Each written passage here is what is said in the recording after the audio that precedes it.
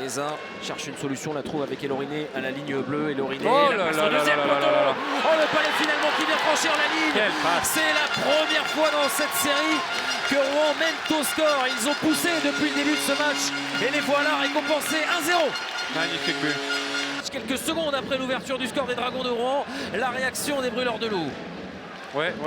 Dylan Fabre, que c'était bien fait. Le but sensationnel. Ben voilà. L'égalisation, ça n'aura duré que quelques secondes. Cet avantage pour Ça l'arrivée. peut arriver.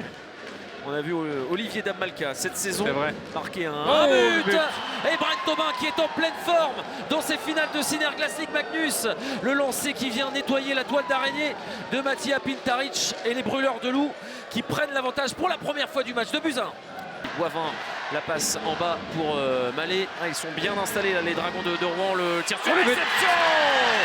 De quel Citessier ils avaient besoin de prendre confiance en supériorité numérique. C'est le cas de partout entre Rouen et Grenoble.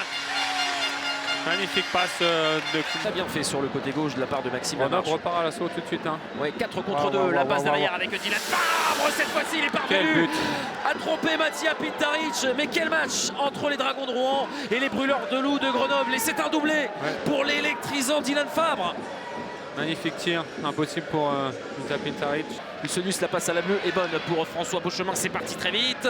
Fort, c'est bloqué finalement. Palais qui revient jusqu'à Beauchemin. Le lancer, l'arrêt réflexe, le tir. Et cette fois-ci, c'est but. Les Dragons de Rouen qui parviennent à égaliser. De l'importance de la supériorité numérique. Et pour l'instant, ils en profitent. Hein. Les Dragons de Rouen dans cette partie. Alors certes, la cage a bougé. Mais là, c'était vraiment sur le lancer. Donc ça aussi, c'est une nouvelle règle. Le but qui est validé. Je me demande si c'est pas... On avait un tir enchaîné qui a été bloqué par les Brûleurs de Loup qui vont pouvoir accélérer par l'intermédiaire de Dylan Fabre sur le côté droit. Dylan Fabre, oh que c'est bien fait. Oh, il a tenté entre les jambes. C'est un triplé. Il est monumental. Dylan Fabre qui permet à sa formation de reprendre les devants de son envie. Et là, il est dans ses œuvres. Dylan Fabre, l'accélération. Et quelle capacité aussi à repiquer dans l'axe pour mettre le palais entre les jambes. Ça c'est un but, waouh. C'est ça, c'est un but waouh. C'est très clairement le mot. C'est vraiment le talent.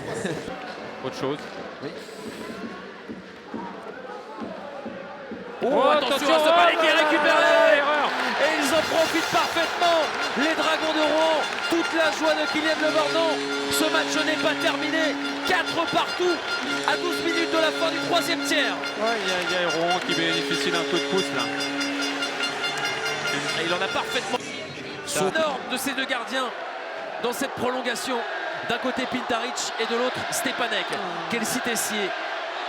Le Jacques peut continuer. Et finalement c'est Chakashvili qui vient faire exploser l'île Lacroix. Le but victorieux en prolongation pour les Dragons de Rouen. Et cette finale qui est totalement relancée. 2 matchs à 1 pour les Brûleurs de Loup. Chakashvili, l'homme providentiel de cette formation des Dragons de Rouen. Il était parvenu à marquer en prolongation lors du match numéro 5 face à Angers.